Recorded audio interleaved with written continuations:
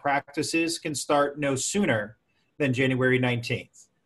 We have also stated that games can start no sooner than February 8th. These decisions came about through a consultation with a number of people. We first, again, would like to thank the Department of Health, Commissioner Gifford, the Governor's Office, as well as Paul Mounds through the Governor's Office for their continued work and collaboration with us. And we again want to extend a big thank you to the CSMS Sports Medicine Committee, Dr. Arliss Mayer is the chair, and all those who have worked with us over the past couple months, as well as quite a bit over the past week to put a final plan together. As our schools are returning from the new year, and those that were on distance learning start to make decisions of when they will return to either hybrid or full in-person instruction, we recognize that the variability around the state will probably be, a bit more than normal for the next couple of weeks. We understand that some districts are ready to proceed and begin with their sports on January 19th. We also understand that some other districts may be seeking some more flexibility and time and not looking at February 1st or even a little bit later as a start date. So the plan that we put forth today addresses all of those needs and concerns.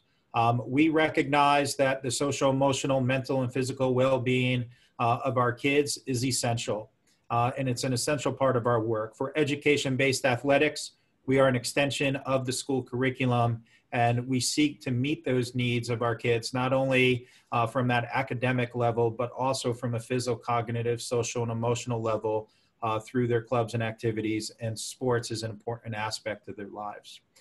With that, we, again, as stated, we give that flexibility for the schools to start. Also in providing flexibility, the decision was made today to cancel CIAC Winter Championships. The reasoning and rationale in making that decision to cancel the championships, we are going to allow the leagues to have full league tournaments and championships at the end of March. We remain with the guidance that we would play 12 regular season games and then allow additional games in the last couple of weeks as the league see fit. Again, with different schools coming back at different times and different teams being ready to start at different times, it's going to have a bit of a limiting factor for scheduling within those leagues at the start of the season. We also have to continue to anticipate that there's going to be teams that will be required to quarantine. We are still playing in a COVID pandemic. So we have to anticipate as well that there will be disruptions to the schedule through the winter season. If we were to maintain a CIAC Winter Championship, then there's a hard stop date to regular season games that, again, would be a limiting factor at the end of the season. By allowing the leagues to have control and adjust and have the flexibility to give the best experience that they can to the kids within the leagues with CIAC support, we do feel that we're going to be able to maximize playing opportunities and experiences for kids, which we see as a priority right now. We don't want state tournaments to be a limiting factor in kids being able to play games. We want them to maximize their opportunities to play. Additionally, the high-risk sports in the winter are cheerleading, competitive cheer, competitive dance, and wrestling. Per DPH's recommendation that high-risk sports be limited to small group conditioning and non-contact skill building through the winter season. So our winter season will conclude March 28th. So high-risk sports will not be able to hold competitions or anything beyond those small group conditioning and non-contact skill building activities through March 28th. With indoor track, while it's a moderate risk sport, the number of people that gather for track is also a limitation. And so we agree with the recommendation that having large track meets or multi-team track meets where you have large groups of people coming together is not conducive. So with that, with indoor track, we are going to allow practices and skill instruction to begin on January 19th, or when schools are ready. And then we will re-examine the possibility of having dual meets or smaller group team meets within leagues during the month of March if the weather provides for some outdoor competition, some outdoor meets, or if we feel we can do some smaller group things within the indoor facilities at that time. But from January 19th through the month of February, the indoor track will be limited to the practices and skill developments. Okay.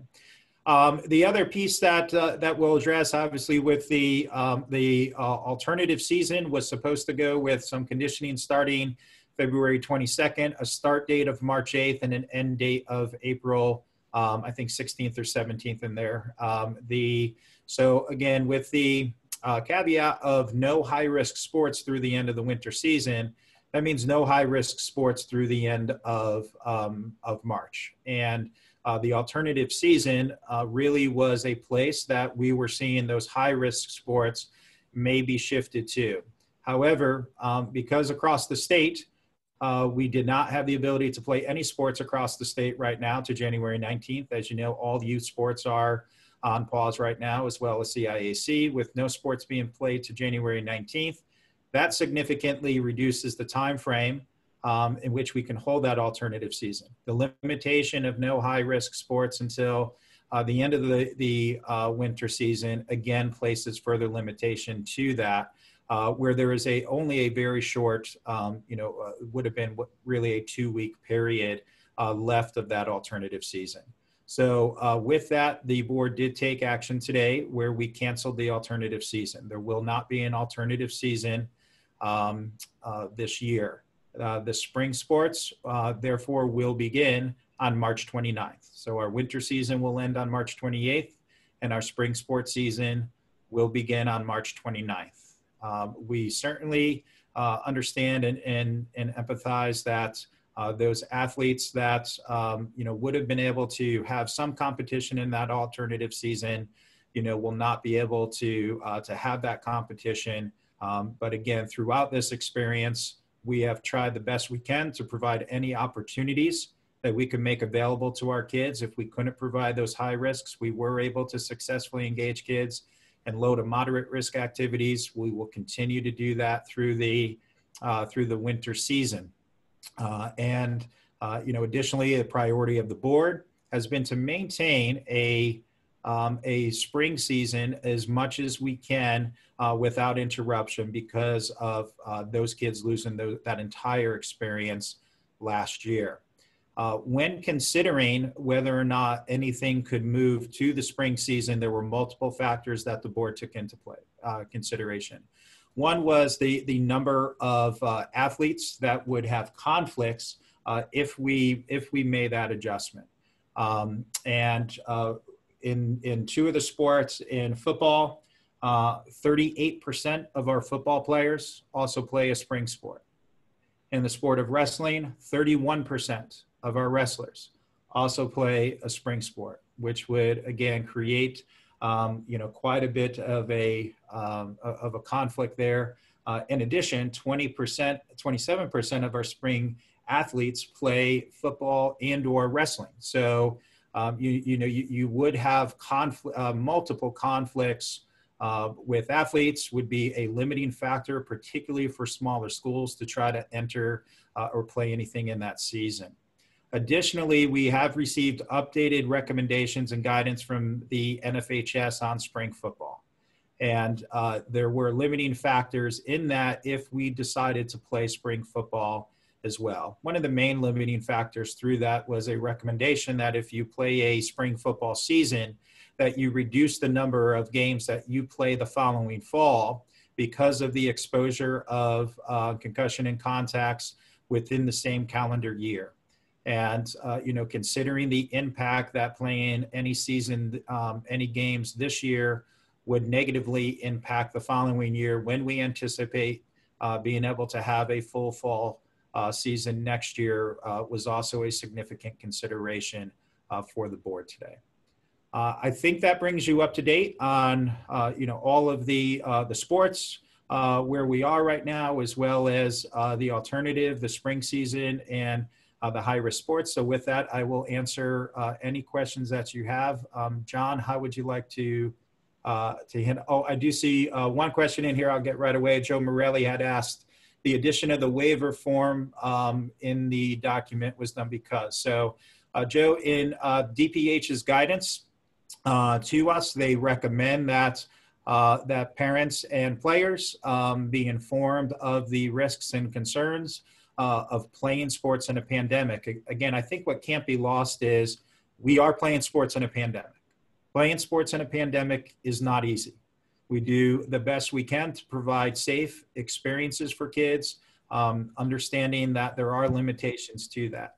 We also want our parents and our student athletes to be fully informed of what those risks are. So with DPH's recommendation, that consent form was drafted as a template for our school districts to be able to use as a resource as appropriate within their schools. And John, I will turn it back to you for how you'd like to handle questions. We'll just do this in an orderly fashion. Frankie Graziano from WNPR, you can go first. Hey, Glenn, how are you? I know we talked about this for my upcoming special that's coming up, and I want to understand. I want to let you know that I understand about what student athletes are going through. But as I've seen on Twitter and other areas in the last couple of weeks, there's a lot of people that might not have a student athlete in the family, so they don't care right now because of how things are in the pandemic.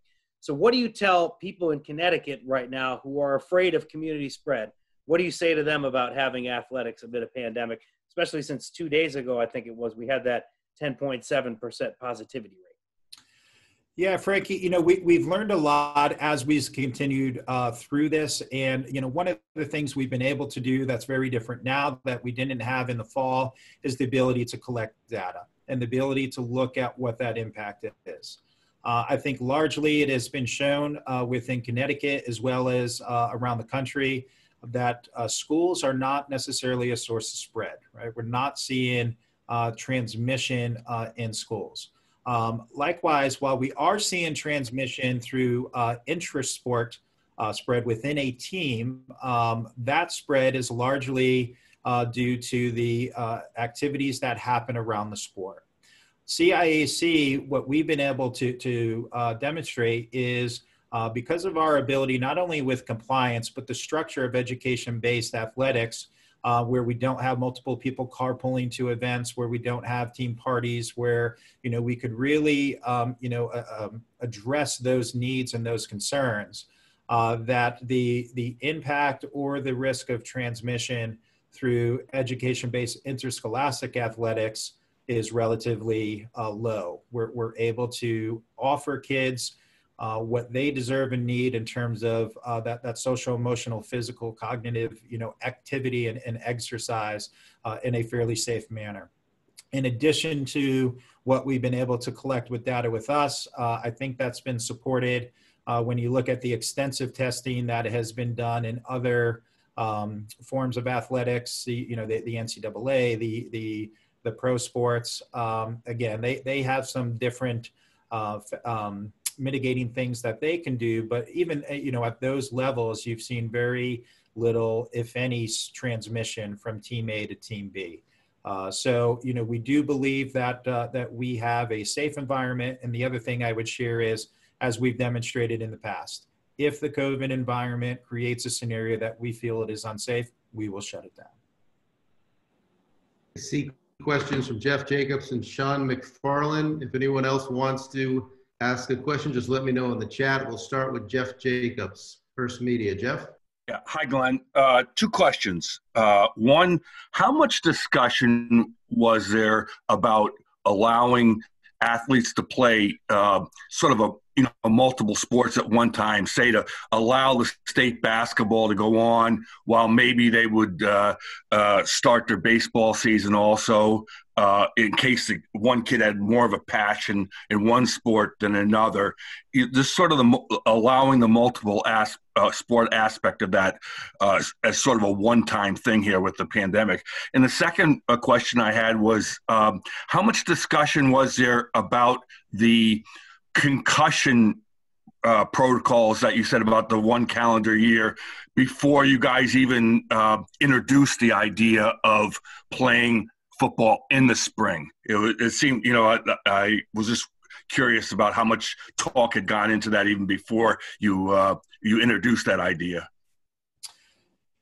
Yes, Jeff. We've had extensive discussions on both of those. The recommendations that we've had and the policies we've had with our discussions with the State Medical Society Sports Med Committee for years in terms of the appropriateness of playing multiple sports or dual rostering during the season, has always had concern with it for overuse injury with kids. So there's always been a small overlap, of seasons, and we'll still see that where we'll see pitchers and catchers get started, during the end of that winter season. Traditionally, pitchers and catchers get started during the last week of the basketball championships. You usually see a crossover between the football championships and the start of the winter season on a normal year. But outside of those small crossovers, it just creates more concern in terms of overuse injury. So, again, I think we are providing good experiences for the kids. I think we're maximizing those opportunities for kids to play, maintaining that within leagues. They'll have the opportunities to play those rivalry games and really have some strong competition and enjoy those experiences.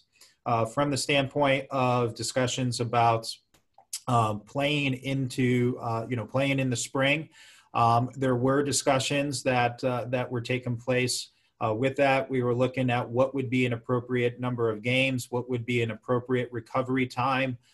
With that, also looking at and had discussions about the ability to recertify equipment from the vendors if you're using it in the spring in game competition versus where previously that hasn't been the case. So those things have been looked at and discussed before. What is new is the National Federation had not weighed in with recommendations. And when you have the National Federation, who is the leading expert on interscholastic and youth sports, and their sport medicine advisory committee, issued to us guidance for the states that were considering spring football.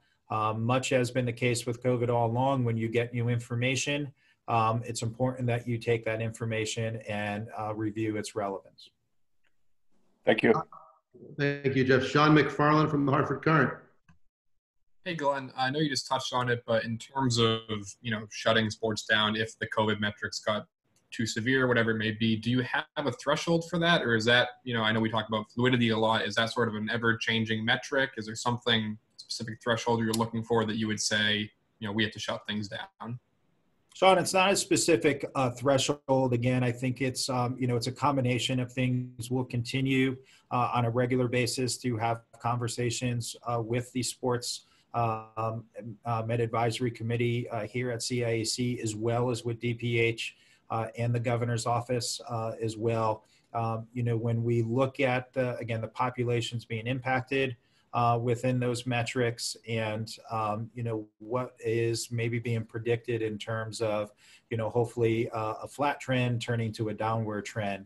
We're optimistic that providing the flexibility for districts to start when they're comfortable and giving full flexibility to the end of March will accommodate and allow teams to play, hopefully without needing to shut down. I think, one of the aspects we have to certainly be aware of as more information becomes available is the new variants of COVID as more information is learned about that. Lori, Ned, and Jerry, you're coming up right now. Justin DeVellis, News 12. Go ahead, Justin. Thanks, John. Glenn, thank you. I think I speak for everyone when I say would love to see, you know, this season happen. But I'm just going to play devil's advocate here. Speaking to some superintendents, you watch the NBA, you watch the NCAA, and I know these are high school athletes, younger kids, but for the average fan seeing, you know, the NBA, the NCAA canceling, you know, games left and right, with all their testing protocols, high school is not going to have those kind of testing protocols. I mean, how do you expect? I mean, are you confident that you can really get this done? Absolutely. If we weren't confident we can get it done, Justin, we wouldn't be moving forward with it. Not only are we confident that we can get it done, but the guidance from DPH shows confidence that we can get it done. The support of the CSMS Sports Medicine Committee shows confidence that we can get it done. And the flexibility that we provide allows districts to move forward at a pace that is appropriate for them and meets the needs of their individual districts. So again, we've shown through the fall with the data that we provided, yes, we had adjustments to schedules. Yes, we've had cancellations to events, but you know, we were very successful in the fall of engaging over 28,000 athletes in a safe manner, and we will be successful in the winter of engaging our kids in the sports that we're able to. Lori Riley from the Hartford Current, go ahead. Hey, Glenn. Just curious. In the fall, it was very it was a very measured approach to coming into the season. There, you know, we went from cohorts of 4 to 6 to 8 or whatever, and kind of moved in. And this, I am assuming it's just going to be full team practice starting January 19th with none of that, you know, a cohort situation. Just curious about that. And also, you know, obviously there's a risk of, you know, people becoming injured or whatever because, you know, going right back into a season again. Just wonder if you could touch on those two topics. Sure, Lori. So you know, again, we certainly know more now with data of the risk of transmission through school and the school environment, with interscholastic athletics being an extension of that. So as we were returning to campus for the first time since the pandemic, you know, that was certainly a concern. It remains something that we need to be aware of and we need to be addressed as we return to that. But we certainly have more schools in hybrid models and full in-person learning right now than we did in September. We have other school districts as well that were, you know, that are coming back and moving to more full in-person models. Again, we want to support those districts and allow them to return to athletics in the time frame that they feel it's appropriate. But, you know, we have far more data now to support that the risk of transmission from school is very low. In terms of the return from athletics in the in the fall, we did have a 3-week period of reconditioning before you enter into those first games. So again, if you look at the time frames, games no sooner than January 19th, practices no sooner than January 19th, games no sooner than February 8th, right? So the week of the 19th, the week of the 25th, the week of the 1st as practices and conditioning, that same 3-week time period is there. For anybody that starts after, we have it, you know, built in there that you need at least 15 days of conditioning before your first game and 10 days before your first scrimmage. So we build that 3-week of conditioning time in regardless of when you start. We do allow conditioning to take place either virtually or in person. We've got about 5 minutes, guys, before we head out, and ladies, before we head outside. But I know that Ned Griffin from the Day has a question, Jerry DeSimus, and we have some follow-ups in the chat. We'll get to those as well. Let's start with Ned. Ned, go ahead. Afternoon, Glenn. Did you guys get any feedback from districts about how many would be able to start on time or how many may not even be prepared to start due to the pandemic? Yeah, Ned, you know, we didn't get too much, you know, direct feedback to us. Again, we heard a few schools that expressed that they'd like to, you know, start February 1st and Conversely, we had schools and superintendents who reached out and said they were ready to go on the 19th and hope we stick to it. So I'd say it was pretty even from what we received. I think the potential start date of January 19th has been out there for quite some time. The idea of scheduling 12 regular season games has been out there for quite some time. So I do think most of our districts and our administrators understood the frameworks for this, the idea of wearing masks while playing. That was all stuff that was actually in the November 9th guidance from DPH, so they were all well aware of those elements as well. So I think there was enough time for preparation that for districts, it really comes down to conversations with their individual district doctors and consultation with their local DPH and when they're comfortable in their own community of returning. Thank you. Jerry DeSimus from the Collinsville Press and CT Wrestling Online. Jerry? Glenn, how you doing? In the fall, the leagues had a tournament experience. It was limited to 2 games. In some of the larger leagues, the teams could not cross over and have a true league championship. Will it be up to the leagues to decide that this time in the winter? Will they have that flexibility, or will it just be a 2-game post-tournament experience like you guys did in the fall? Jerry, we're making it more flexible in the winter. They will be able to play more than 2 games, and they will be making the decisions within their leagues to play a full conference tournament. It won't be restricted at that time. Again, we anticipate that by the time we get to March, the numbers are much better. But, we'll continue to have conversations about that and guide our leagues as we go forward, but it would be full conference tournaments. Frankie Graziano had a follow-up in the chat off of Sean McFarland's question. Frankie is still there. You want to just ask that question?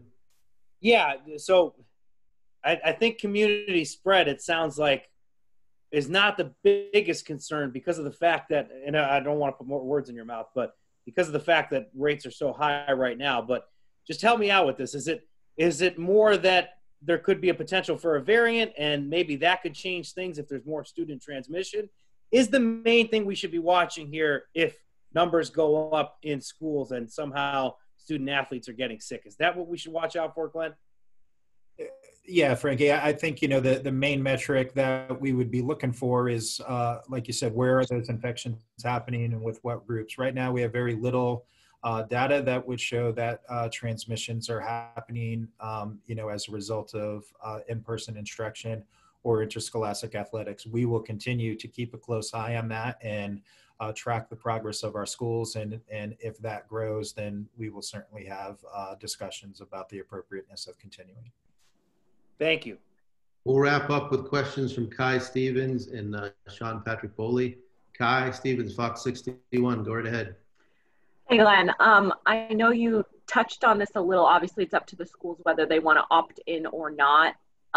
Is there a limitation? Like, if a bunch of people opt out, is there going to be a certain amount that you need to hit of participation to kind of move forward with everyone successfully? I mean, obviously, they're only playing in certain regions. So if some schools opt out, is that going to limit what's possible? Yeah, Kai, there's no limitation because we took the step to eliminate the state tournament. So because we're keeping all the play within leagues, right, and you have the ability now to be flexible and work with those schools that are ready to return.